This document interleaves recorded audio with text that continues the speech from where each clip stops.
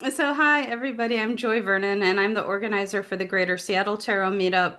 And today we're talking about the decans of Cancer and the decanic images, as well as the related tarot cards, the 2, 3, and 4 of Cups.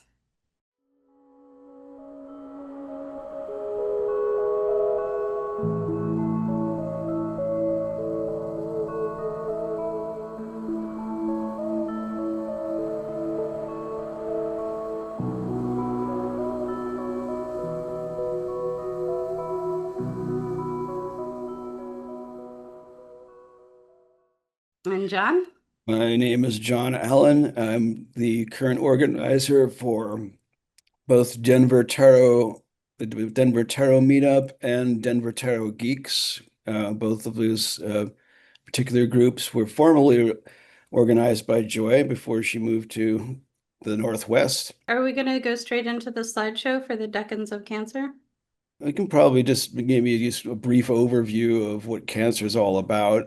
Oh, Um, that sounds nice. I guess so.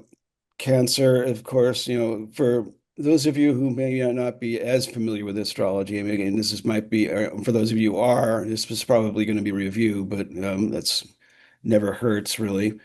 But Cancer is a cardinal water sign. It's cardinal as in that cardinal mode. It's one that's based on initiation and its beginnings and really starting things up with a water element. It's based on feelings and emotions, like its partners in the water triad, Scorpio and Pisces, although they obviously deal with those feelings and emotions in a different way.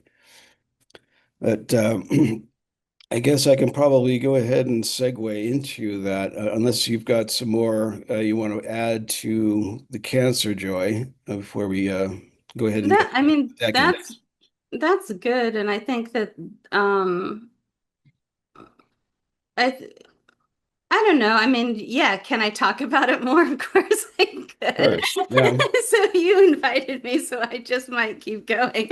But yeah, I mean, I think that, and we talked about it a little bit last time at the end of Gemini, it is more about feelings, but it's and emotions, but there's also more of an intuitive take on it. Cancer has kind of a healing quality to it. Ruled by the moon, its sign is the crab, which has that hard shell. And so the idea of protection comes into play. And the glyph looks like two eggs in a nest. So the idea of nesting is often associated with Cancer. And these are things that are going to come up as we explore these decanic images.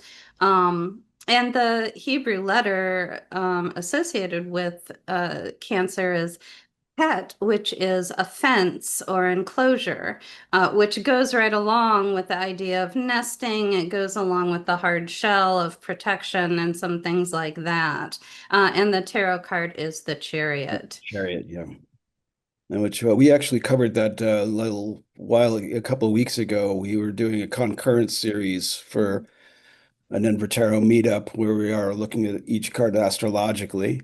So we did Nice. cover the chariot. We covered also its ruling planets, really the ruling planet of the moon, which is associated with the High Priestess card, as well as its exaltation of Jupiter, which is the Wheel of Fortune. We had some pretty good comparisons and looking, we saw some pretty interesting connections in the symbology of the cards, as well as looking at how those planets and the sign would work together. So, Very enticing, very enticing. Wish I could have been there. and we did talk, a little bit about the decans there. We'll talk, and we're obviously talking about the decans more in depth today, and with regards to, specifically in regards to the magical imagery that's connected to them. For those of you who have not attended these particular sessions before, we are going to do a meditation on these images. We'll be showing you 6 images from 6 different authors spread out along course of time and culture, and we'll also have a little scrying exercise where we'll kind of try to let an image for the decan present itself to you. So with that under our belts, we can go ahead and go into the slides now, and we show these images proper. So let me go ahead and share that screen for you. The decans, of course, are the 10 degree segments of each sign of the 30 degrees total of each sign. And each of these decans has its own planetary ruler. In this case, we're looking at the first decan, which is ruled by Venus. We think of it as kind of a sub-ruler because of the main ruler still being the moon, and its esoteric title is the Lord of Love, of the title of the tarot card associated with it, the Two of Cups.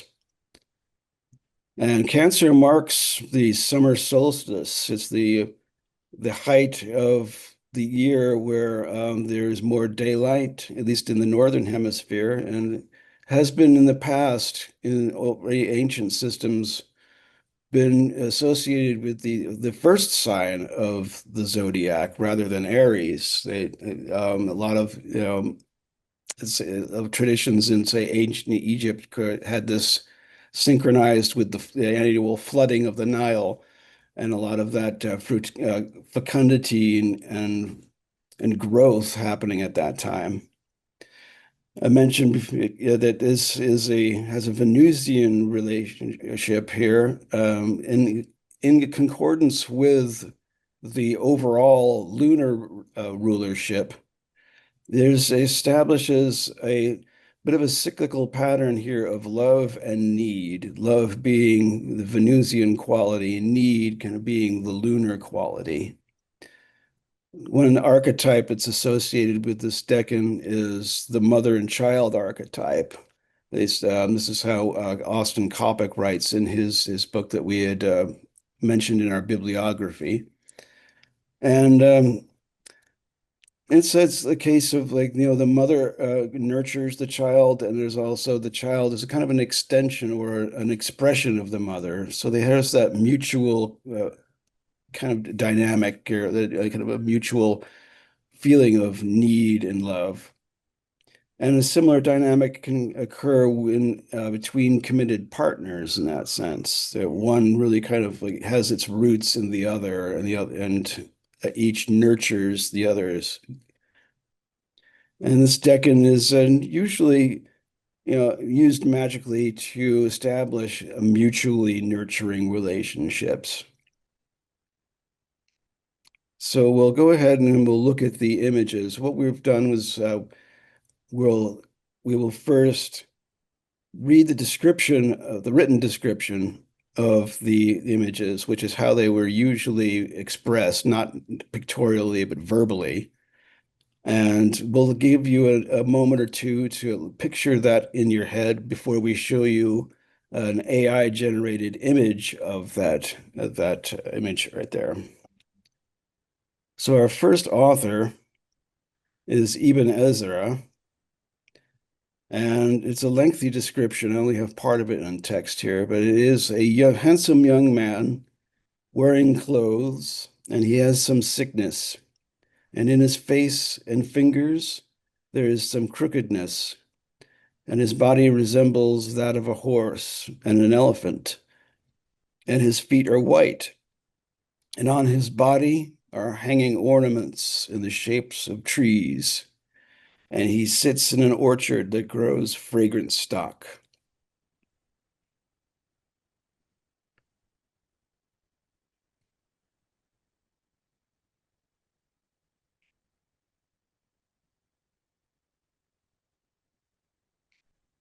And now we'll show you the image. And apologies, but AI does not know what a centaur is.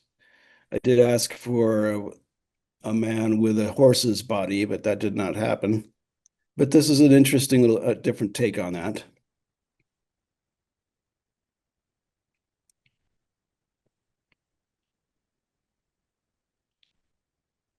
Our next author is from the Picatrix. It is a man having twisted and crooked fingers and head, and his body is that of like the body of a horse, and having white feet, and upon his body fig leaves. And this is the face of teaching, knowledge, of love, and subtlety and of skills.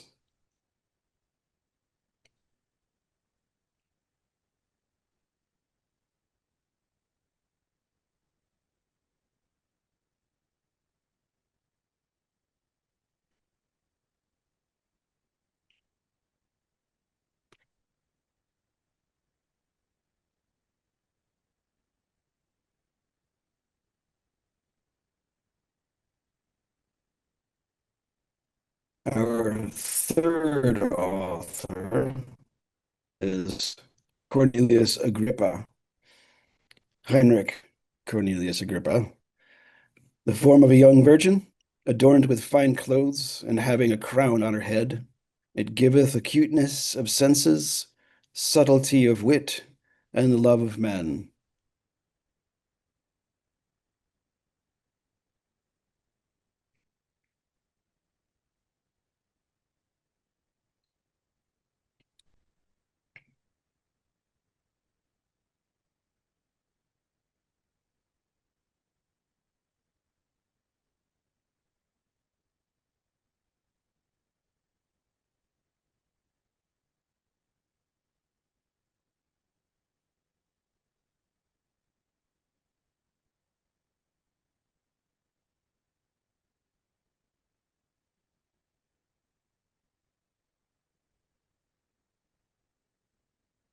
Next, we have Giordano Bruno, a crowned woman who is luxuriously dressed.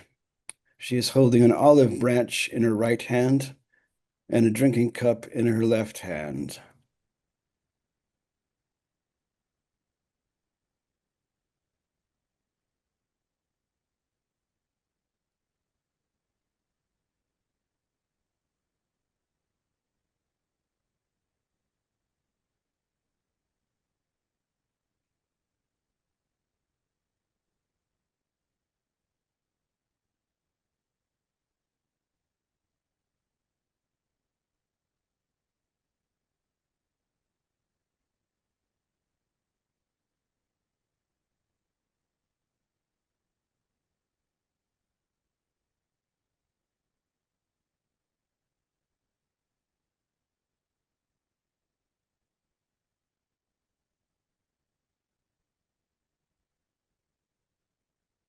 Our next author comes from Aleister Crowley, a man with distorted face and hands, a horse's body, white feet, and a girdle of leaves.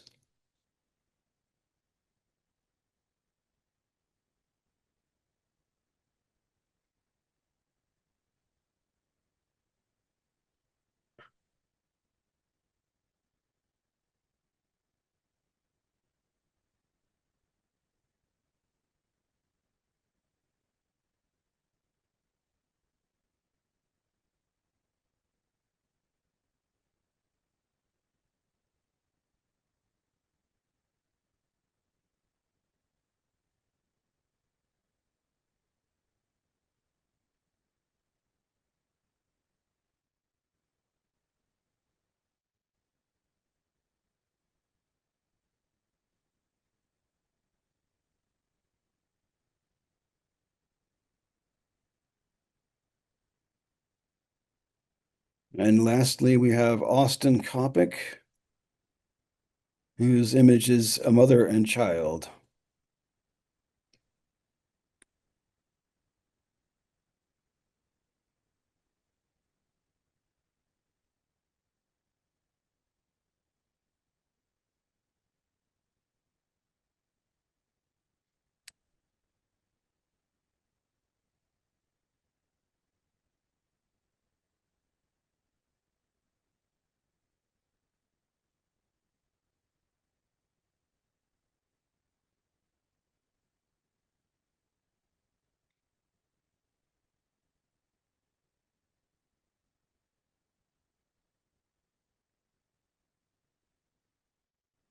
Now we'll just what we'll do is we'll look at have all six images up on the periphery of the screen here. But the next exercise here is to just to do some scrying. And for those of you unfamiliar with that, it's a form of meditation based on the contemplation of a blank space. In this case, we're using the black area in the middle of the screen. Now you can either focus on that or you can allow the images on the side to influence your meditation and see what images come up. So we'll give you a few moments to do this.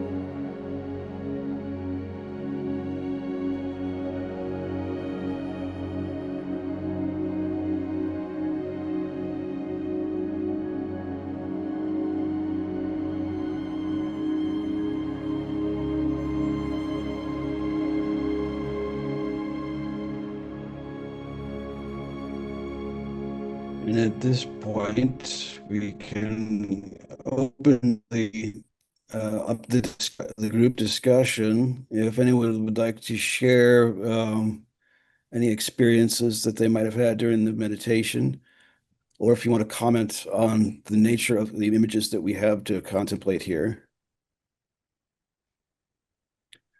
And of course, you can use chat if you prefer that. Well, I'll start. I had a few ideas kind of flit through my head. The As we were looking at the first two, the this is maybe a little risque, but the idea of a man that's hung like a horse kind of came up because it's just like a horse's body does make me think of centaur, but I'm the glad you said that first, actually, because I said the same joke in the back of my head as well. Okay, okay.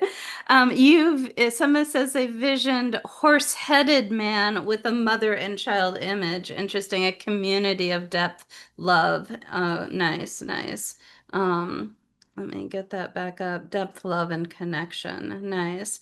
Well, after that initial thought had gone through my mind, and of course, then we go into the beautiful young virginal women with the crowns on their head, olive branch for peace, and a cup, which typically is love. It is a Venus ruled decan.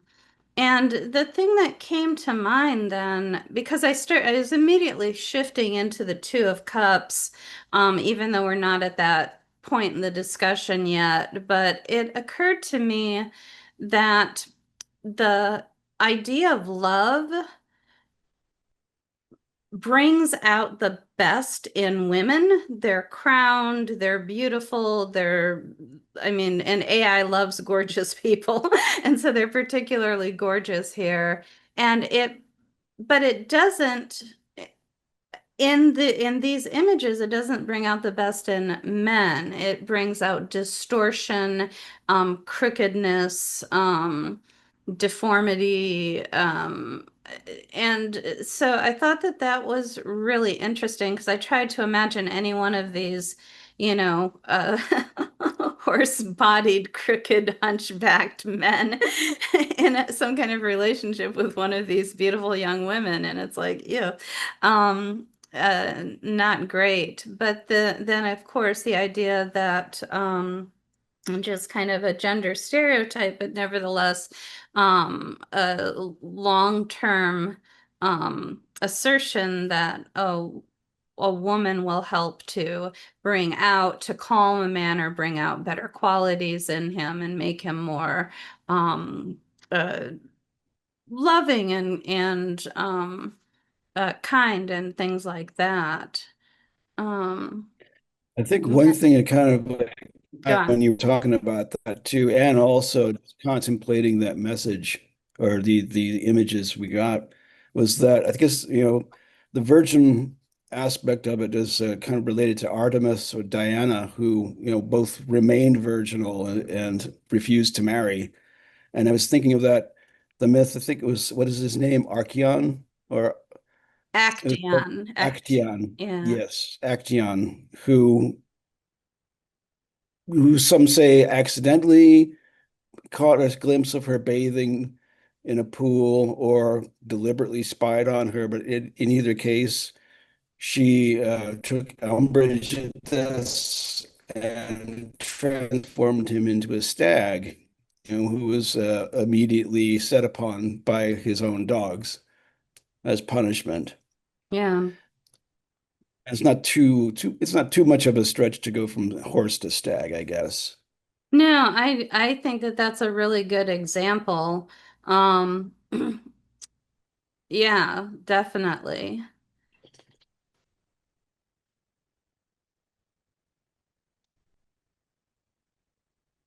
Any other thoughts or comments? Anybody want to post in the chat or unmute yourself and throw out any ideas that you had as you were working with these images? Yeah, somebody says they absolutely see the stag. Nice, awesome. Oh, okay. I visioned two hands pulling a wishbone. Nice. Interesting. Interesting. I like that. Somebody else says there's definitely a play between carnal and modesty in the words, not as much and not as much in the pics. Yeah. Yeah. Sometimes AI does an adequate job and sometimes it just really misses. Yeah, the words are definitely the important thing. Definitely. And then yeah, and when it comes to those extra visual aspects of the image, that's where AI does fall down, unfortunately. It's got a ways to catch up. Yeah, it just doesn't have the capacity that the human brain has for layered symbolism and visual detail. And it doesn't do, I don't know that this was the case this time.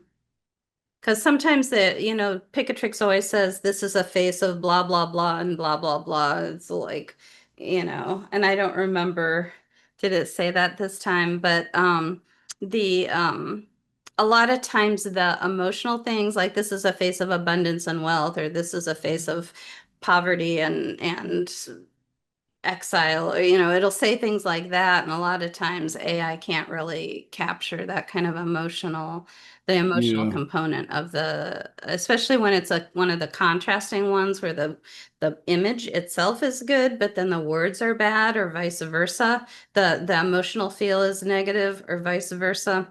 Yeah, AI can't integrate that kind of sharp contrast and complicated um, juxtaposition.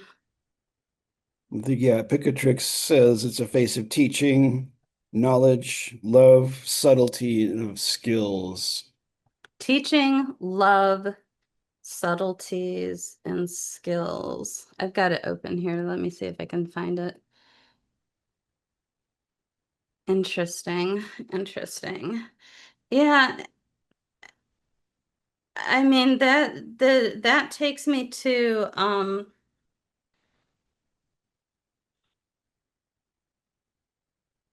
who is the centaur that taught, why am I blanking on this, that taught Hercules and Achilles and all of those? That Chiron? Yeah, Chiron. I thought Yeah, it teaching was. knowledge, love, subtlety, and mastery. That, because that's an interesting association there. And there's a certain, because Chiron is, he in astrology, he's the wounded healer, but in mythology, he was an immortal centaur that was mortally wounded. And so he couldn't die because he was immortal, but he was wounded, and so he couldn't really do whatever centaurs normally do. And I do think they're associated with a certain amount of lustfulness, but and he had to redirect his power and his energy um due to that mortal wound. And as a result, he ended up being a teacher and training some of the best heroes of mythology. So that's a really interesting, um, and that kind of explains this a little bit, all of the distortion and crookedness and hunchback and all that kind of stuff. It's kind of like uh, taking away one power, the physical strength and physical prowess, in order to develop a different power. And again, these date back 1,000 years or something. But they do seem to say that the men need need more help with that. Um, and whereas the women, it just brings out something a little more innate and natural. Interesting. Well, if there's no more commentary on that, we can go ahead and do our compare our one image to the card, the Two of Cups. Yeah. Um, Does anybody have anything else they want to add before we go forward? Not you. Okay, cool. Thank you. Thank you for answering. Yeah, go ahead, John. okay. So for each of these series, so we select one of these images at random, and we'll stick with that. We'll have that consistent throughout the decans that we do here. And I've elected to focus on Austen Coppock's image of the mother and child, and we'll compare that and contrast with the traditional image of the Two of Cups here in the Rider-Waite-Smith tradition. Already, I mean, you can see there's that same kind of reciprocity of love and affection between the two entities in either case. So Serena asks, she says she's curious why you chose that one, but I'm pretty sure that this is our 6th month and you've done all the other 5 artists and just ended up at Copic as the last one. Is that correct? Actually, I think we reached the end of our cycle last time. Oh, did we? Yeah. We Okay, then that's did. a great. I was going to say process of elimination, but then that's a great question. Why did you go with the Coptic ones? Didn't we? I think we started with Capricorn, I Yeah, we did. believe. You're right. So, So now we're at our seventh go around. So I just, again, kind of picked it at random, and also because I felt that there was a bit of a with Coppic's imagery, I found it to be really quite sympathetic to the Rider-Waite-Smith imagery as opposed to some of the other ones. I think, the older the imagery descriptions go back, the more complex and complicated they get. I know because with that, we're if you're, for example, looking at the Picatrix compared to this one, with the man with the horse's body and the crooked fingers and face.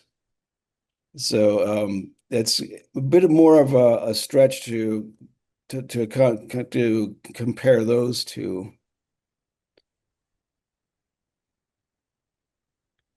So I just noticed too that progression from the older to the newer imageries, it just becomes more more simple and more archetypal. well, I mean, to me, this it's interesting. There's such a variety, and the mother and child is certainly a very common image, and I am less inclined to find it as a clear match to the Two of Cups because the Two of Cups to me definitely precedes the sequence of events that leads to the mother and child. They're not aligned, and once when you're in a Two of Cups moment, your life is not going to be at all like when you're in a mother and child moment. So I think these are actually strongly contrasted, as opposed to being similar, although there's certainly a lot of tenderness in both. Um, I think one thing that comes to me, one of the things that always bothered me about the Two of Cups, and it was stronger in my Morgan Greer deck, which was one of my first tarots and I read with it for a long time. But you can see it even here. It's more emphasized in the Morgan Greer, but the man is reaching his hand out towards the woman. The woman appears to have both hands on the cup, as far as I can tell. And the man hand has his cup in one hand and the other hand is reaching out to the woman. He also seems to be stepping forward. His back foot is lifted, and the woman, you can barely see her second foot under the hem of her dress, but I think you can see just a little slip of red. There's the one red shoe that you can see, and then I think there's another one there. At any rate, there's nothing in the way her gown is moving or anything to suggest that she is moving or leaning forward, which is to say that the man is approaching the woman, the man is reaching out to the woman. In the Morgan Greer deck, the woman has her chin down. They kind of both do here, but the man has his thrust forward a little more and he looks very serious. I think the artist was going for, I'm really serious about you. I am going to make a commitment to you. I think they were trying to express those ideas, but to me it looked like an angry man that was chastising a woman. It just never felt right to me. And so it really bothered me, and I spent a lot of time working with the image and I mean, it was starting to like influence how I read the card, and I'm like, Two of Cups is a good card. It's not about getting yelled at by your boyfriend. But I started to analyze it and work with it, and what I realized, and I will get to a point momentarily. What I realized is that this is a nice, especially with that lion above, which is a reference, that winged lion is a reference to the tree of life and the three supernals on the tree of life. The man has more of the Hokmah energy, which is an outward directed energy, and the female is the Bina energy, which is a receptive energy. And that's what they're really going for, and why they make the man like moving towards the woman or reaching out towards the woman is to express that outward directed force. And it is a two, which is associated with Hokmah.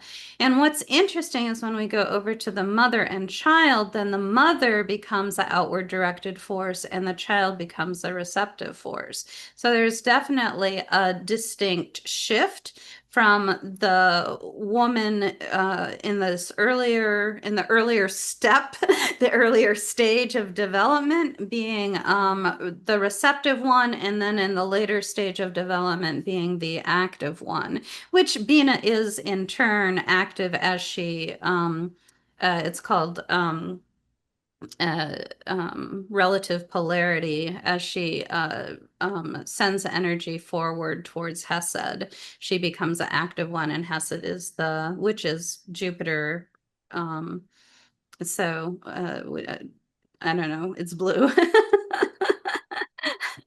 Like Jupiter's in Cancer. I think that's a stretch to say that there's any relationship between Hesed and Cancer. But at any rate, she's active and sends the energy down to Hesed, which is receptive uh, in that case. So a bunch of chats have come in. So let me take a look at that. There's a comment. It's both make images making you think of recognizing ourself in someone else. That's maybe an aspect of projection of one thing, maybe recognizing something that a need of ours in the other that the other can fulfill, perhaps. I like that. I like that. Good. Yeah. There's a much earlier comment that I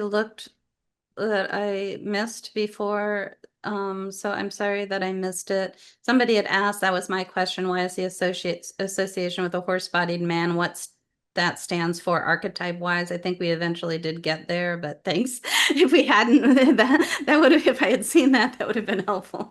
Um, and then down here, I was also thinking about the idea of surrender to or merging with another.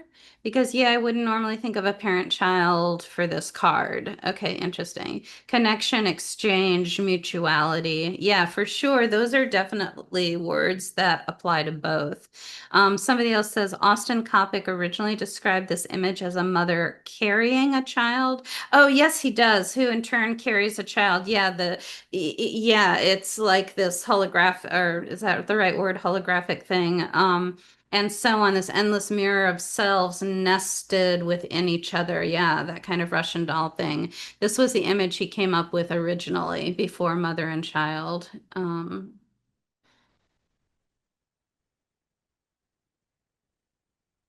Yeah, that's correct. Yeah, he does say that.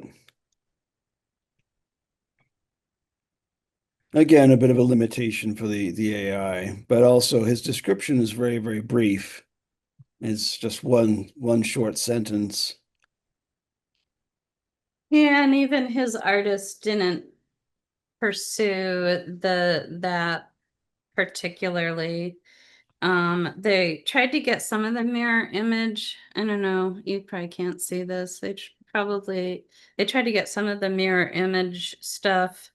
But this seed that contains a seed that contains a seed image, yeah, never quite made it through to the illustration that he had. Yeah, And it's and hard to express in the title. I mean, I think he just calls it mother and child. so the children then beget other children of the creations of their own, and is a chain of interdependence and growth. Mm. Should we move on to our next decan if we're wrapped up with that? Somebody says interdependence and growth versus the devil. As the devil is Capricorn, like a Cancer Capricorn dichotomy. Yes. Okay, cool. Nice. Good. Yeah. Yeah. Interdependence and growth versus kind of the power over of the devil. That makes good sense. Yeah. Okay, cool. Cool. Yeah, I am curious now that that question is like, what is the horse archetype? That is now, I gotta say, I want to move on, but that's starting to really tumble around in my brain, and bringing one of those images into our Two of Cups. Um, I mean, the archetype for a horse, I don't know. I think of power. I think of a certain nobility. Um, there is it seems to switch around in mythology. Yeah, that's the thing. I wrote a blog post on not on horses in particular, but on it was some kind of cowboy themed. I don't. I think it was somebody else came up with the theme for the post. I think it was some kind of cowboy themed thing.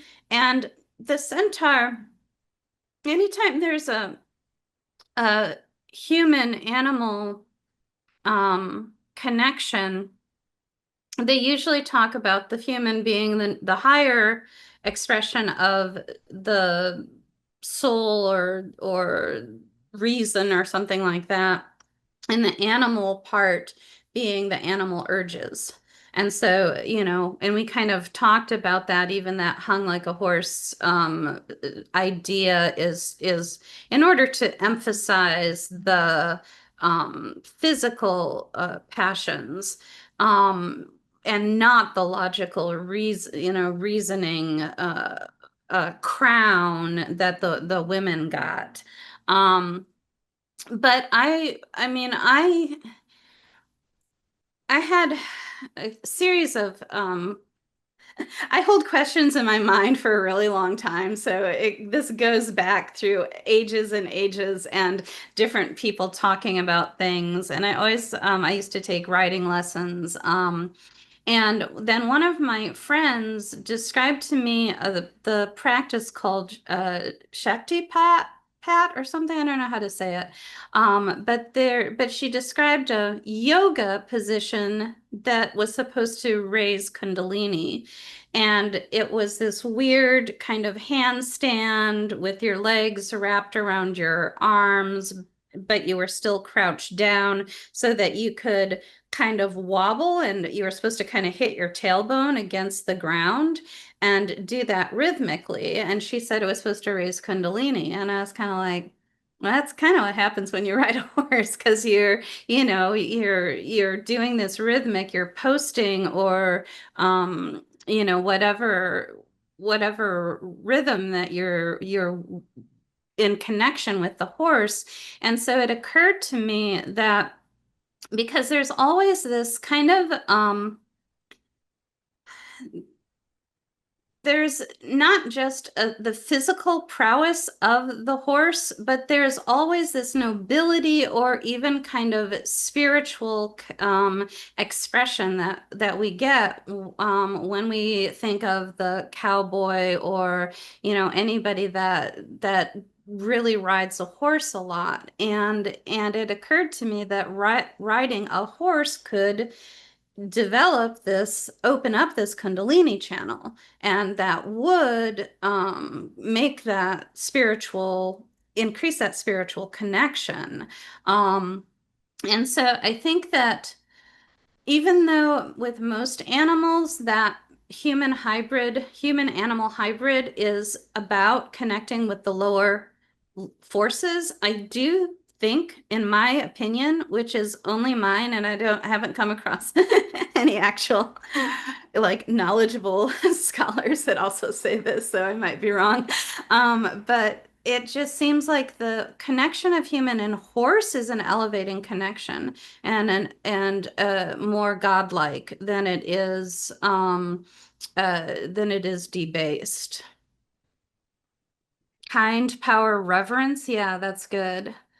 Somebody else says, which is also interesting because figuratively, Two of Cups resembles the lovers, but that's Gemini, not Cancer. And the lovers and the couple and the devil are light dark analogs of each other. Yeah, yeah, yeah, definitely. There's also, the horse imagery in the chariot card, which is Cancer's card, Yeah, and that kind of relates to also there's some symbolic reference to the Platonic model of the soul, in which the horses are representing the twin impulses of spirit and appetite. And the charioteer is the force of reason that's meant to corral them into to achieving the same goal. yeah, yeah. I mean, that's nice. It does the horse archetype does bring out quite a lot to think about when we associate it with this Two of Cups. Hmm. Okay. Yeah, let's go ahead and Thinking jump. Sorry, I hijacked that for a bit. that's fine. I think we still had a little bit of we're still doing pretty good on time. Okay, good. This is a decan that's ruled by Mercury this time. Is the rulerships in what we're talking about, incidentally, are based on the Chaldean order and not the triplices. Although sometimes the triplices do come up in the imagery. Um, this particular decan is taking that initial dyad of intimacy that was established in the first decan and incubating it, use and reinforcing it with protection. Again, a common theme when one speaks about Cancer is that protective quality, both of oneself and of one's family, which is also another aspect that's very deeply rooted in Cancer. With that lunar mercurial um, rulership mixture, it kind of emphasizes the communication of emotion and feeling, not just um, one person feeling one emotion or several people feeling different emotions, but several people feeling the same emotion or the same feeling. And that relies on, the communication and proliferation of that feeling. Again, kind of establishing that family feeling, that family dynamic. It's can be based on some images of plenty and mirth and even frivolous things, of the enjoyment of good things, which are fragile and fleeting, and need to have that kind of uh, protection in order to allow them to grow and gestate, which is I think other thing this decan is used for is for germination and gestation, the promotion of growth and ripening fecundity. So again, we'll go through our six authors, the same ones, and we'll see what they have to offer us for the imagery for these decan for this particular one. So Ibn Ezra gives us a beautiful maiden with pleasant speech. On her head, a myrtle crown, in her hand, a wooden stick, and she desires wind and music.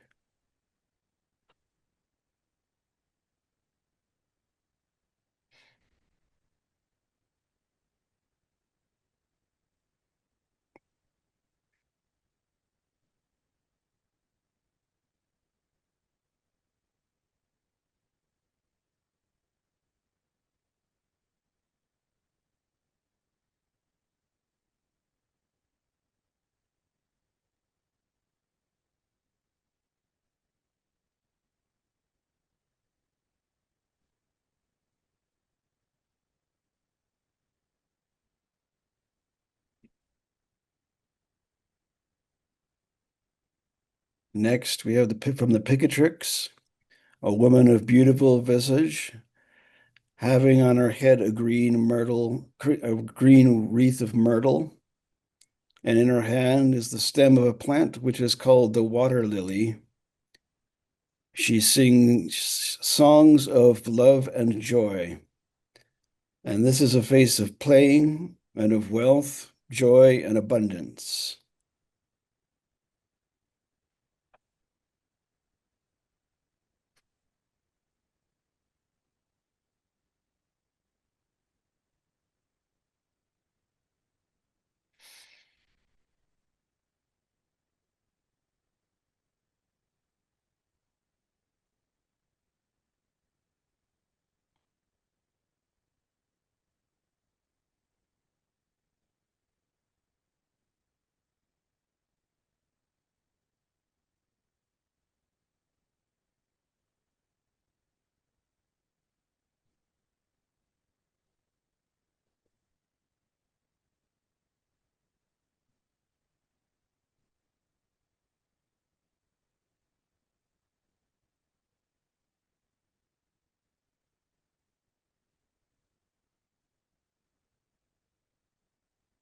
From Agrippa, a man clothed in comely apparel, or a man and a woman sitting at a table and playing.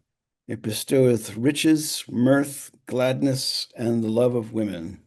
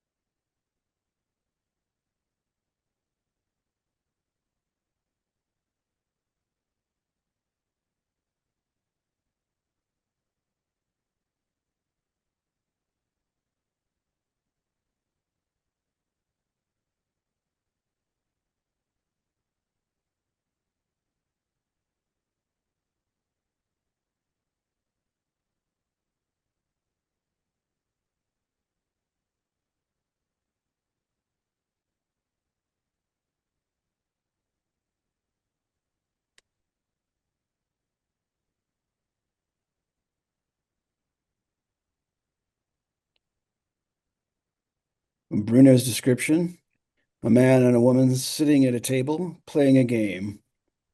In front of the man are different kinds of clothing. In front of the woman are gold and silver vessels.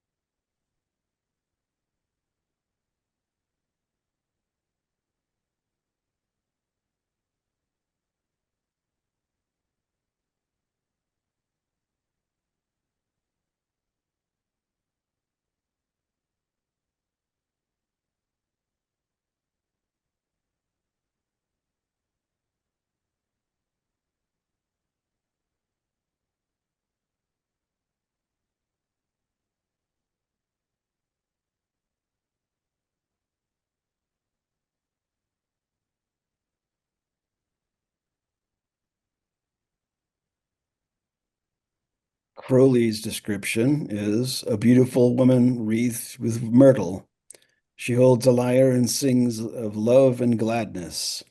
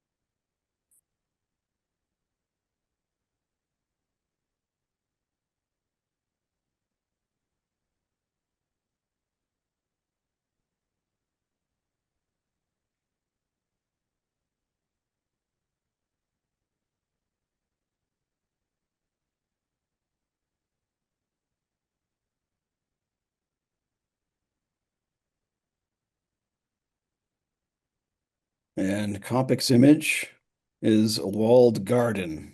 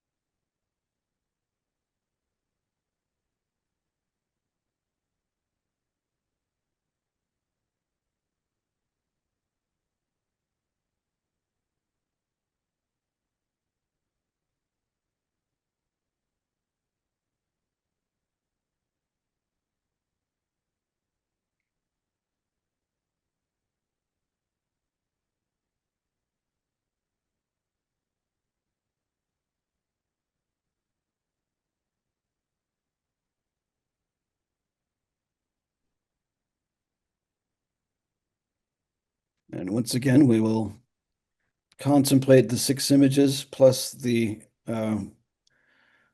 whatever arises in our consciousness for through meditation on our skrying exercise. So I'll give you a few moments for this right now.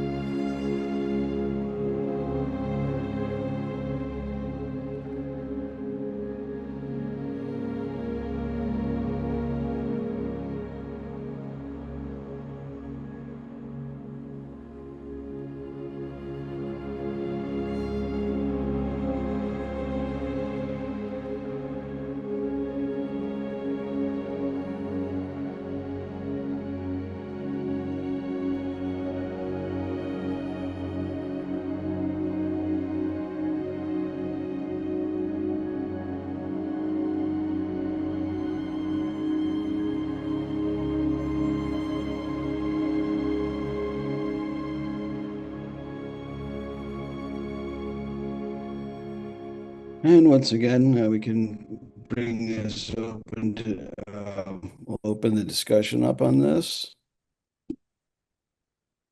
If anyone would like to share their experiences.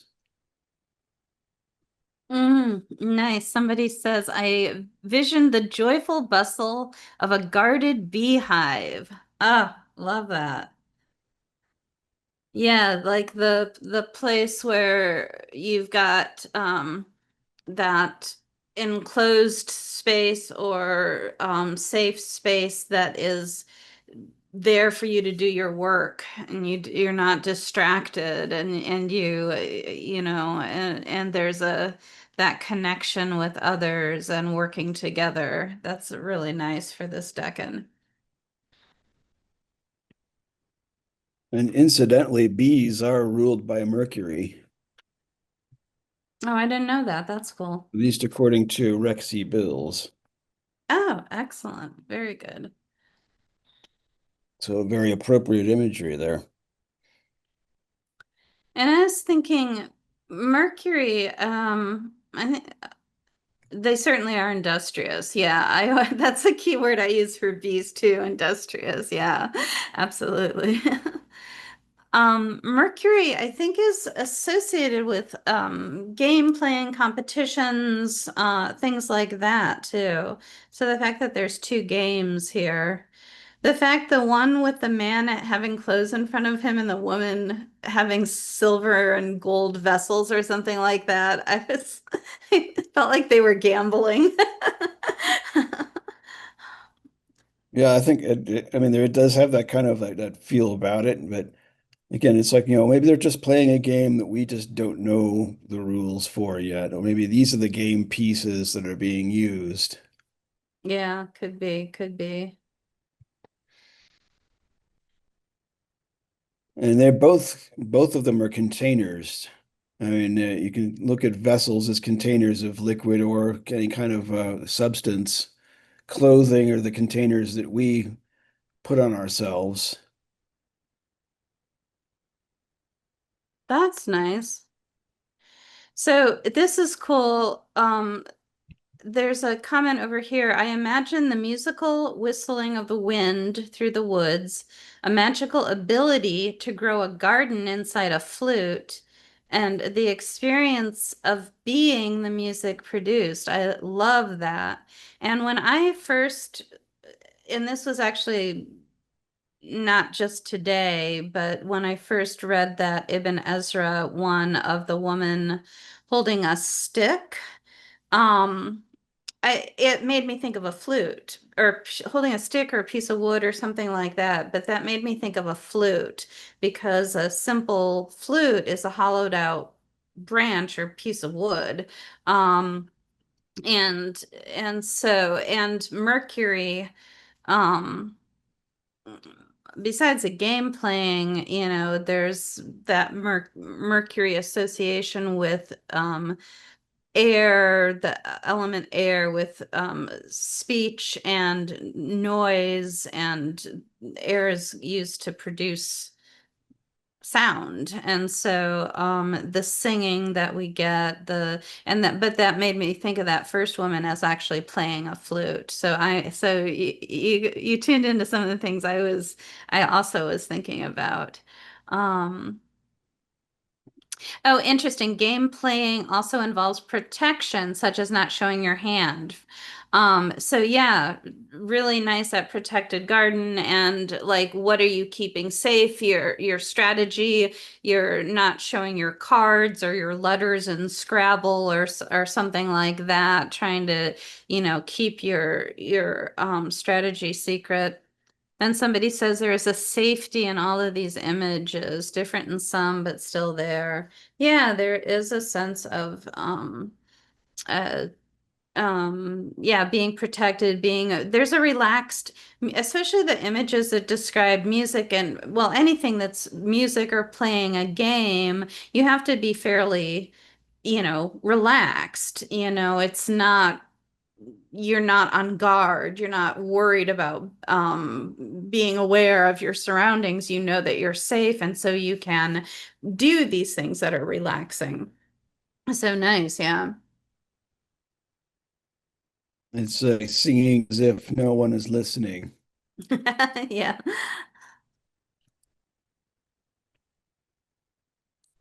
which kind of almost, I mean, makes me jump ahead to the card as well. That's, the dancing as though no one's watching.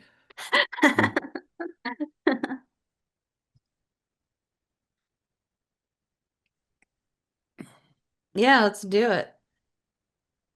Oh, you want to go? Okay, okay, we'll go ahead and look at the card then.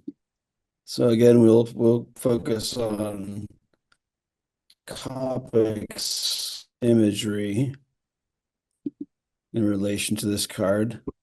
And of course, we can talk about, we don't have to specifically focus on Coppic's imagery. If some of the other ones do come to mind during this discussion, we can go ahead and bring those up.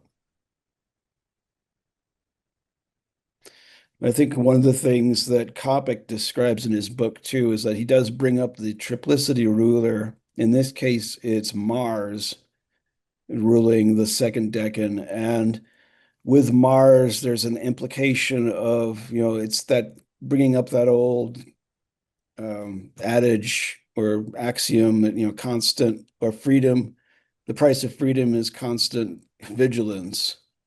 Some say warfare, but I think vigilance is an even more appropriate thing, at least in terms of, it doesn't necessarily have to resort to violence in order to keep that protection. Just, being able to keep an eagle eye on the horizon for anything that might be any kind of hostile environment influences that may disrupt this very, fragile sense of abundance. A walled garden always makes me think of the Nine of Pentacles. So I keep drifting towards that card instead of the Three of Cups. And of course, well, that's Virgo too. That's the second decan of Virgo. Virgo, I know, is ruled by Mercury, and I can't remember what the decan ruler for that is.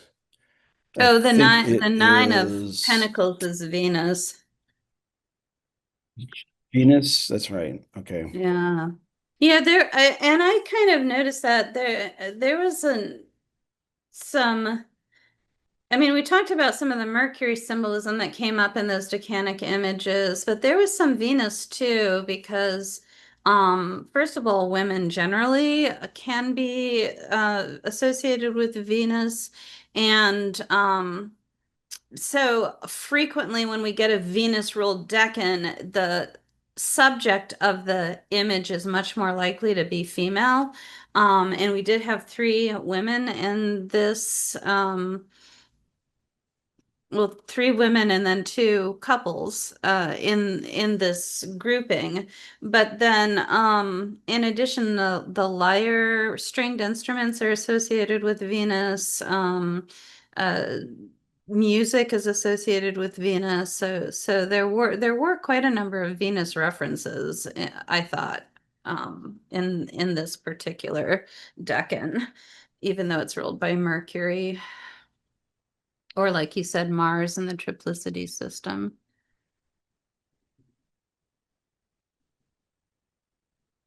I think thing that's causing me to have a disconnect here is that the Three of Cups to me is very much about connection and friendship and pleasure and enjoyment, getting along with other people. I usually talk about friendship and going out, hanging out with friends when I read this card for a client. If they ask me a business question, networking almost always comes up. Doing like connecting with people in a casual setting, taking a client out to lunch, throwing a like a party or a meet and greet or something for potential clients. I did it with one person. I remember very specifically. It's when I knew that I'd hit on the right interpretation when I said, I don't know. It's just like in order to have more success in your business, what I'm seeing, we've got the Three of Cups. I'm like, I would try taking people out to lunch. Can you provide food for people or talk to them over eating or something like that? And she just looks so sheepish and she's like, I'm a drug rep for a pharmaceutical company and we're supposed to bring lunch to everybody and do a talk on the drug. She's like, and I haven't been bringing lunch. She's like, because it just seems like a big hassle. And I was like, Go ahead and bring the food and you will be successful at this. So I always think of that food, getting together, people, when I think of the Three of Cups, but with the walled garden and particularly with the Nine of Pentacles, that's always, to me, in my estimation, that card is about a woman alone. You know, if somebody asks if they should be in a relationship or not in a relationship, if they get the Nine of Pentacles, the answer is no, not in a relationship. This is your time alone. It's your time for enjoying your life as much as possible on your own. And being, being really just feeling the contentment and the happiness and the safety of taking care of all your needs for yourself. And so that's why I've got to disconnect, because there's no people in that walled garden. There actually isn't any kind of food. There's plants, but there's not food type of plants. Um, and so the walled garden makes me think more of walking through a garden to meditate or to be alone, just to think about things, which are,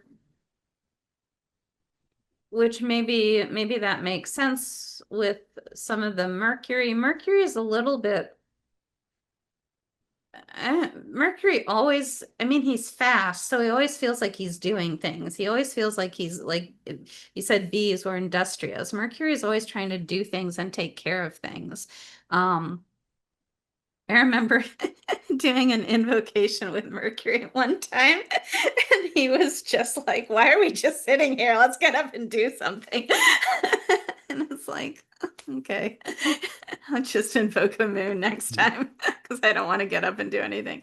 And so yeah, so the two, I don't know. Sorry, I'm starting to ramble, but I do have a disconnect here. So somebody says, um, interesting interpretation of the Nine of Pentacles. Thank you for that. I like the combo of the walled garden and the Nine of Pentacles. However, I don't feel the relationship between that and Mercury. Yeah, is Mercury a meditator? Yeah, see, no, I don't think so. Yeah, I haven't seen that myself. Yeah, I agree. And then somebody else says a walled garden makes me think of inner sanctum and who I would invite into that. Yeah. And so Mhm. there we go. That kind of like my dear friend seen in the Three of Cups. Okay, that makes, yeah, you're able to pull it together better than I am. Interestingly, whenever the Three of Cups shows up reversed, it is always pointed to an interloper. Oh, that's good to know. A cheating spouse, frenemy, something from the outside coming in to upset the harmony. Interesting, interesting. Um, and then somebody says, I think more rendezvous versus solitude. Oh, with that garden in this context. Okay. Oh, she's waiting for somebody. Interesting. And assignation. Very nice, very nice. Well, that helps expand both of these a little bit. And garden parties generally, I mean, they're not open air or open to the public affairs. They are mostly for a select group of people. Yeah, that's true. And kind of like going back to the idea of the establishing the family, I think. And it's just like the extended family that you have, your tribe, so to speak. You know, who are the ones that you definitely would, take a bullet for. Yeah, that's good. And this is helping me reconcile these. Somebody says if gardens are filled with fairies, I see that merging well with the Three of Cups. Love that. That is really nice. Yeah. But if it's a select group, you can really let loose, party harder. Yeah, for sure. Yeah. All of these are starting to help me reconcile this better. Well, and I just read, I can't believe I had never read this book before, but I just read The Secret Garden, which is a kid's book, but I mean, it's a chapter book and I loved it. And I wish I had read it when I was 10 because I would have just I would have loved it. I loved it now. And it's the little girl that finds the key to a garden, a secret garden that had been closed up for 10 years. And over the course of I don't know, 6 months or so, and she makes friends, and it is three of them. It's two boys and her that end up working the garden and bringing it back to life and planting things, and they really do develop a strong friendship, and it's really important to them to keep it secret, although they do end up revealing the secret slowly, kind of one by one, to different adults. So that's a really great book. And interestingly, I was thinking of that because the father is a hunchback. So he goes with the first decan. Um, a select group and Three of Cups can work. I just always see it as more open than select. But why select intimate? That's totally legit. Okay, okay, good. Elizabeth, yeah, it's giving coven vibes. I totally agree. I love it. In a reading, I see the three as select generally. Okay.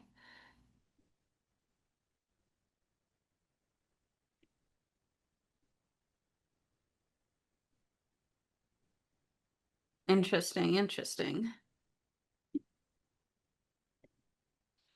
Interesting to me how I read cards differently when analyzing like this versus actively reading in the context of other cards in question. Yeah, oh, totally. Me too.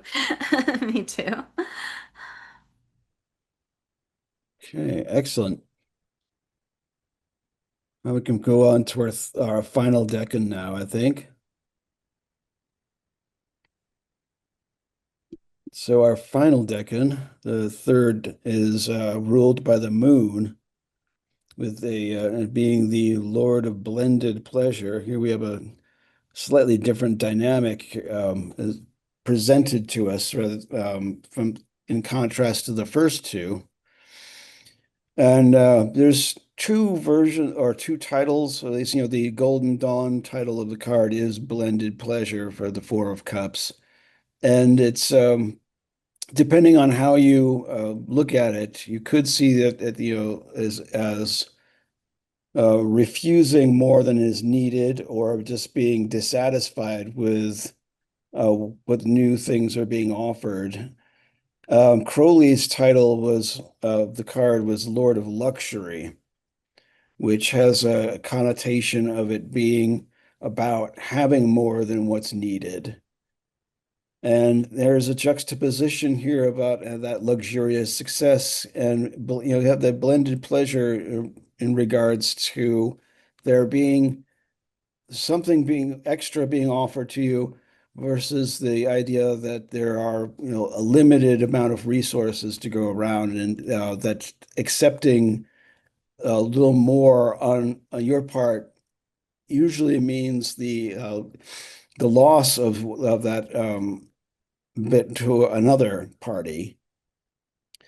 And I think here's we've got the moon as the decan ruler, as well as the ruler of the sign, and having that double lunar influence can cause, well, it can cause some a bit of stagnation. There's like maybe that overstability, the kind of thing that happens with like the fours in general, where four is a number of stability. And when emotions get stable, they tend to also get a little stagnant. There's not enough freshness that comes into it. It's like you've dammed up the stream and it no longer flows freely. And that dissatisfaction can lead to a desire for more. I think also M.M. Meline, her book with for her accompanying her tarot, which incorporates these magical images in the minor decks. Um, like she defines this decan as one used for hunting and gathering or by acquisition by means of competition, in the sense that there is always an endless competition for the resources that are offered by the life and by the world. In that the fact that that one more for many or more for a few could equal less for the many. If so, we'll go ahead and look at our last set of images now. Ibn Ezra's description: a man whose foot resembles that of an animal, and on his body there is an animal, and he intends to enter a ship and go to sea and bring gold and silver to make rings for his wives.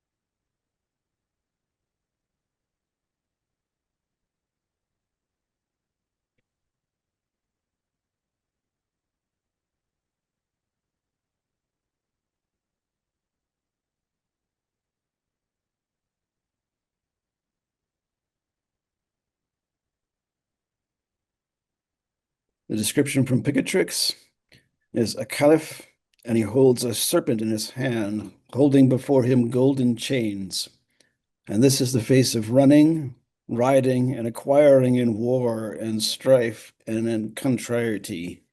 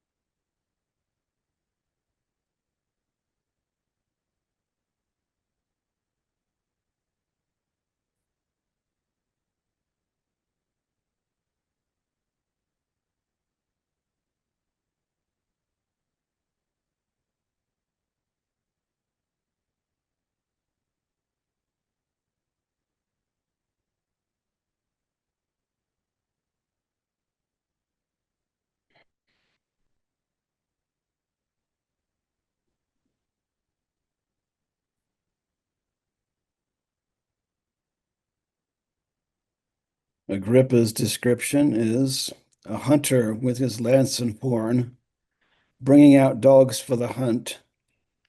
The signification of this is the contention of men, the pursuing of those who fly, the hunting and possessing of things by arms and brawling.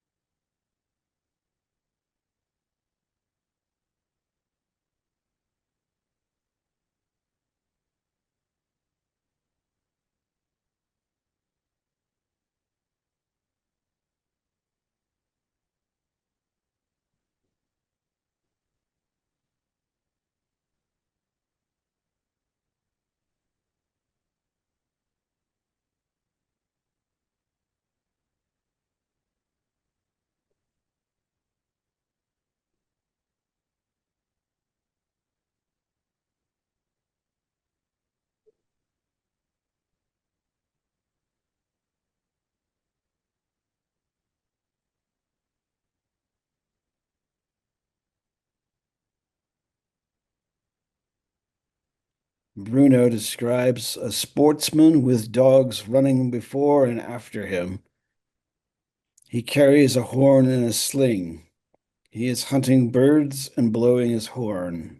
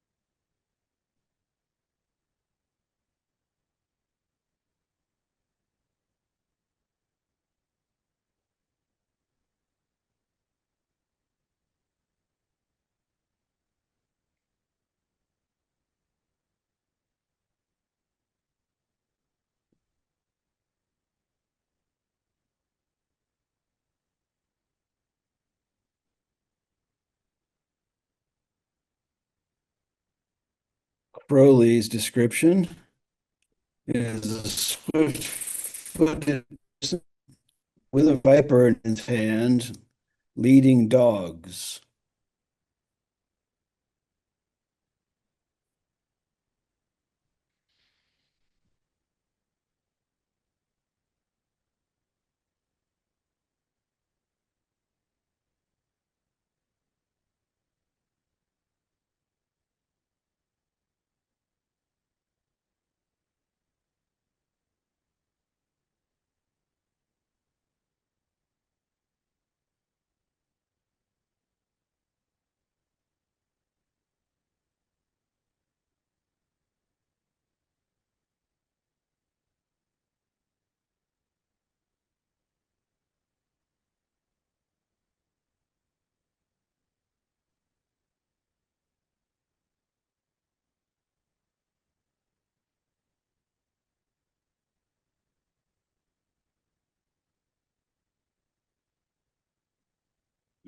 And our image from Austen Coppock is the overflowing cup.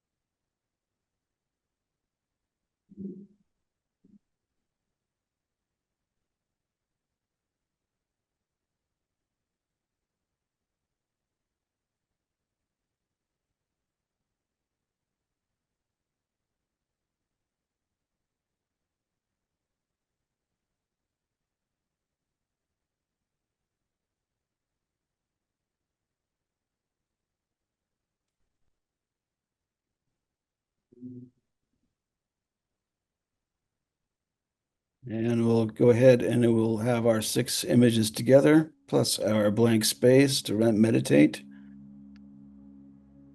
And for a few moments here, we'll do that.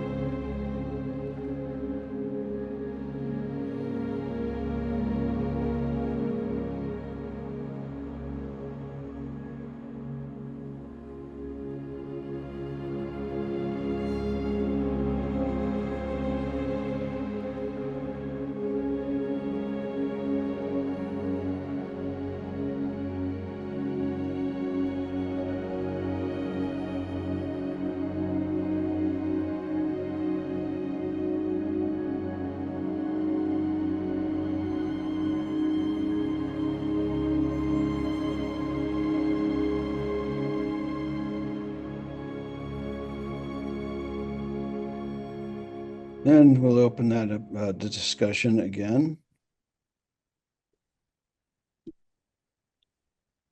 As there was a comment there during the slides, what would Frida think of the AI? Is that Frida Kahlo that you were thinking of?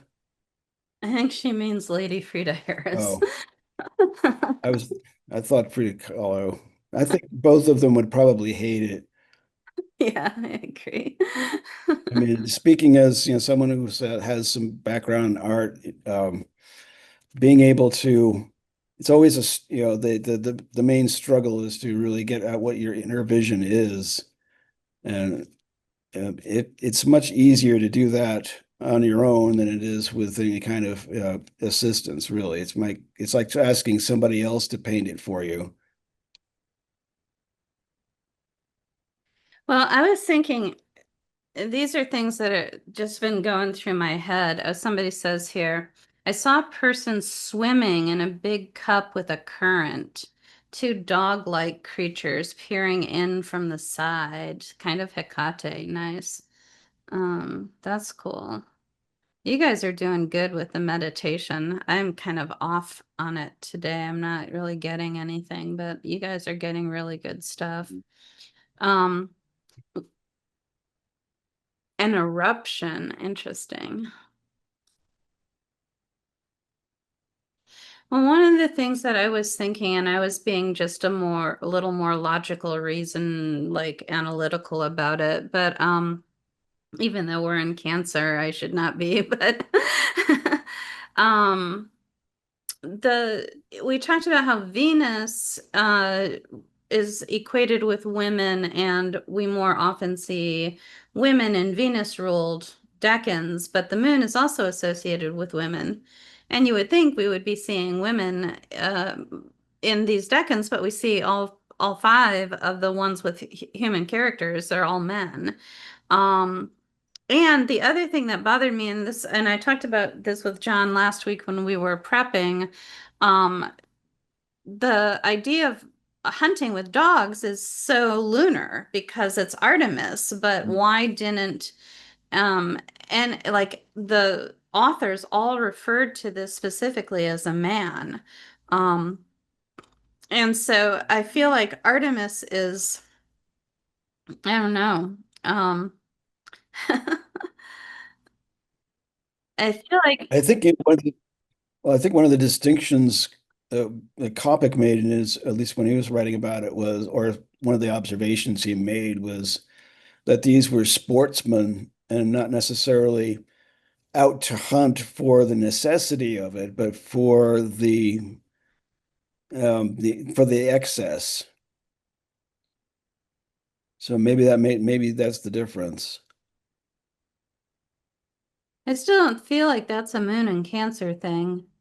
Somebody else says that they were struggling with the man-centered visuals and language, and then somebody says, I would assume generally that moon, especially in Cancer, would be supportive, nurturing, but these images are making me feel more like pent-up energy, feelings under pressure. Yeah, I agree. In fact, the thing, especially with the serpent in the hand, it makes me, and maybe because we talked about Chiron earlier, but it makes me think of Hercules. Somebody says like desperation almost. Yeah. Um, Well, somebody else also mentioned Hecate, which is the Greek goddess that's associated with this decan, I believe. oh, good. Interesting. Yeah, I forgot that. Um, Oh, somebody points out that the fixed stars in this decan are somewhat unfortunate and dog oriented. Do you want to tell us? Are they? I don't know my fixed stars, so I don't know if you tell us if what they are, if that's going to make any difference. Oh, there's a link. Okay, cool. There's a few. Yeah. Oh, believe me, there's a few. Every time I look at lists of fixed stars, I'm like, whoa, I don't have time to figure this all out. That's interesting that there's some unfortunate ones there. Um, yeah, again, I'm kind of coming into this decan with preconceived notions of what Venus or what the moon in Cancer is like and what it means, and not being able to reconcile it very well to these images, except through Artemis. And she, I mean, I don't know, the idea of play.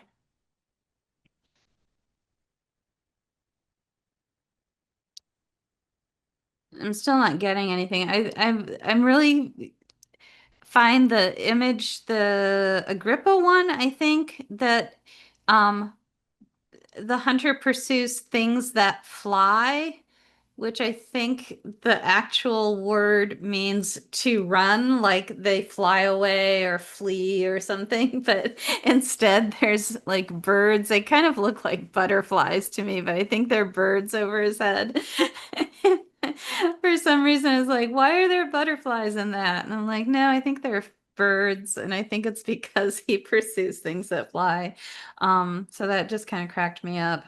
Somebody says, usually I see this card as more of a retreat. Yeah, me too. So I'm feeling stretched to consider these images.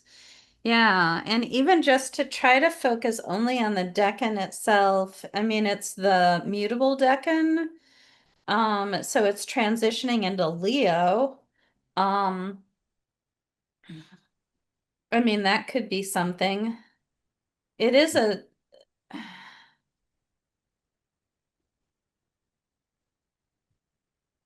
I mean, the image that comes to mind for me as I think about it is like the moon chasing the sun or something. Um,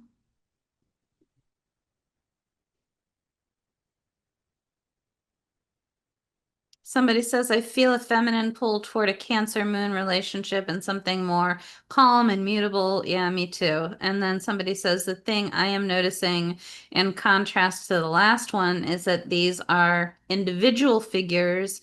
They're going alone, at least without other humans, leaving behind the camaraderie of the Three of Cups. That's a good point. Yeah. Yeah, that moon energy, particularly following Mercury, definitely.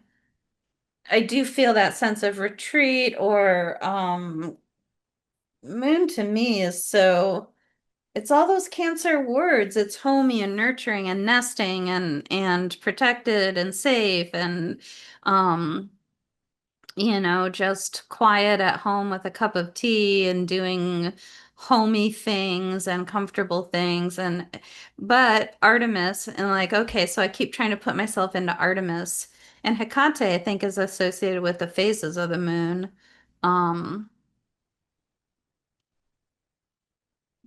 I think she's part of the triple goddess. Uh, yeah. and I think the others are Artemis, Luna, and I think it's Artemis, Luna, and Hecate.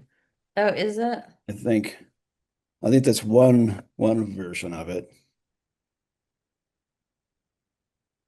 These wouldn't these all be historically leisure activities for the upper crust, as someone says. Maybe it comes to play more there, less masculine than our 1900 forward imagery. Yeah, I mean, there is that idea of like, that idea of luxury too. It's like, in order for us to concentrate on things like, leisure and uh, more academic pursuits, then you really have to have your more basic needs met first, which means, having your coffers all filled to capacity and just, being able to not necessarily needing to worry about where your next meal is coming from.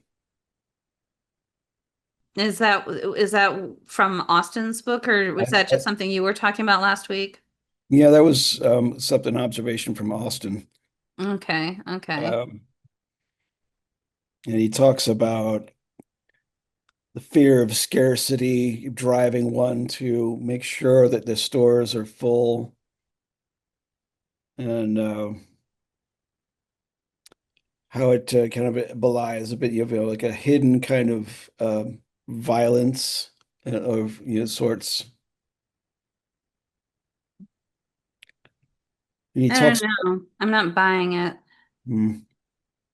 There's some comments. I do want to grab these comments. Wouldn't these all be historically leisure activities for upper crust? Maybe it comes to play more there, less masculine than our 1900 forward imagery. Um, okay, yeah, that's a good point. Is this the warrior version of curling up with a book and tea? It's like, what do I have nothing I have to do today? Hey, dogs, let's go for a run. Grab your horn and your bow, and maybe we'll kill something when we're out. That'd be a great fun day. Yeah, exactly. I mean, even on the moon card, we see the dogs or the dog and wolf howling at the moon. And we talked about this, John, last week, where we were saying our dogs associated with the moon, and we looked it up in several different sources and found that dogs can be associated with Saturn, Mars, Mercury, and the moon. It basically was tended, I think more than one source gave them to each thing, but those sources also assign dogs to Right. multiple planetary rulerships. I think I remember seeing, saying something to the fact that, or at least, playing to the lunar rulership of it, is that dogs are tend to be faithful companions, that they're always, kind of running with the man or the woman whoever the master is. And they're sometimes like seeing that's the moon to the owner's son, I guess, or to that companion to the earth.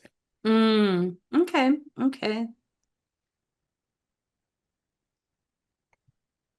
Yeah, I mean, I guess if we look at the moon as a mother and Cancer as a family, or they both have kind of mother family associations, we could say that dogs run in packs and they do have like a like a family connection to them.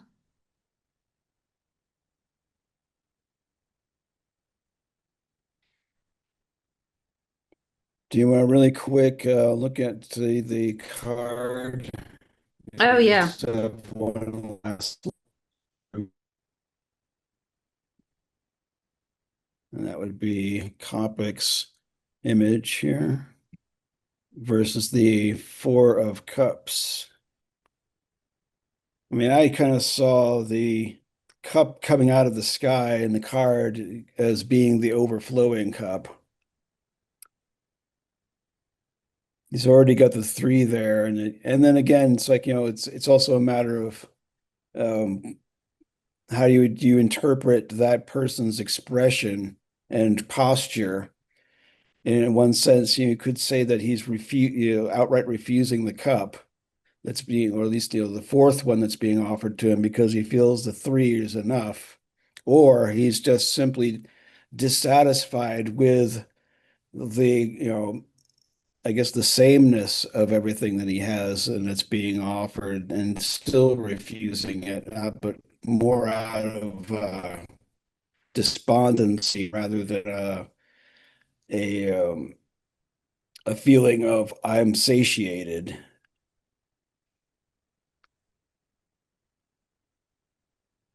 Somebody says the dissatisfaction with sameness makes some sense for me with the other imagery we saw. Okay.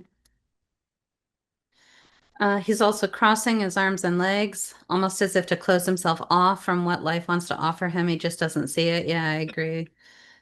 Definitely very closed off. There is Uh, there is another yet another interpretation of it. Maybe he just doesn't notice what's being offered to him. His eyes are cast downward, even though his face is like in the same direction, but it's almost like he seems like he's taking no notice of it at all. yeah, and that's definitely one of those interesting things to watch for with this card is whether he can see the cup or not. Something made me think of Narcissus and Interesting. Echo, I guess. It's like, Echo is with him, but he cannot take his face off his from he can't take his attention away from his own reflection. Interesting. That's a very interesting interpretation. I like that.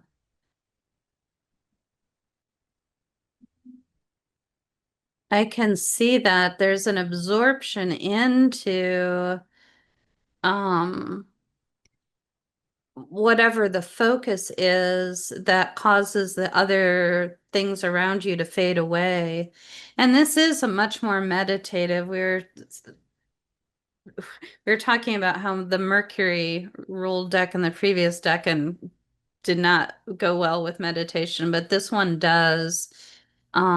And that's a really nice interpretation. Somebody says, so back to Austin's cup, life offers us abundance, but we have to be attuned to it. Yeah, that's good.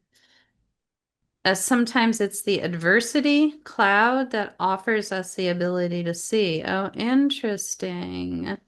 Interesting. Huh. I like that. That gives me something to think about. And also that just somebody different says, and also that just because there is bounty of one thing doesn't mean that's what we need at the time. That's true. That's that blended pleasure. I think that's a really good assessment of the term blended pleasure. It's like there is pleasure, but it's blended with something else, and it's blended with maybe it could be anything. So for me it often seems like a sense of loss, and that describes that really well. um you have a bounty of one thing, but it's not something you can really use or put to work, or that's even what you need. Yeah, I love that. um or even overindulgence. Okay, cool. That And kind of yeah, also reminds me a little bit of like what I think it was Dion Fortune that talks about um imbalance in of power or influence when she in her book The Mystical Kabbalah, where talks a lot about that balance between the pillars of severity and mercy, and that like it's the definition of imbalance or is going from either one pole to the or too far to one pole or too far to the other, or and that some of it is like misplaced energy. It's an energy that's being applied incorrectly or the wrong type of influence at the right time. interesting.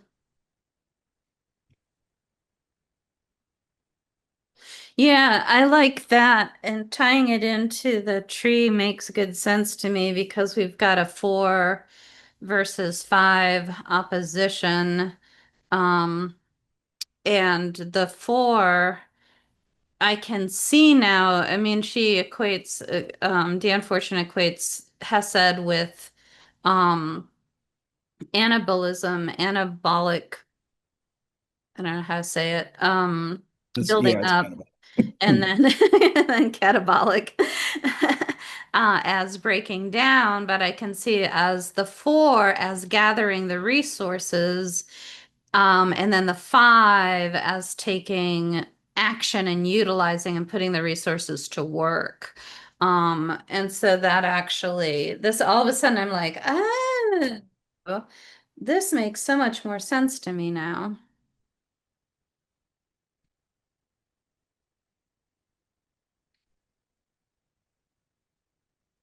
Kind of in his ambivalence that we normally see in this card is maybe a case of um I have a bunch of cups. I don't need any cups. What am I going to do with cups? And then when he decides, oh, I know what I could do with these cups, then 5, he takes the action. 4 is Jupiter, 5 is Mars, 4 is Hesed, 5 is Gavora. And then in 5, he takes action and applies them and puts them to work. which it's considering the Five of Cups is not oh, it's not a comfortable experience to do that, even though it's something that he chooses to do. He empties those two cups or whatever, and then considers, oh, wait a minute, this wasn't meant quite. This is, again, it's kind of feeling um, that blended pleasure again extended. Yeah. Yeah.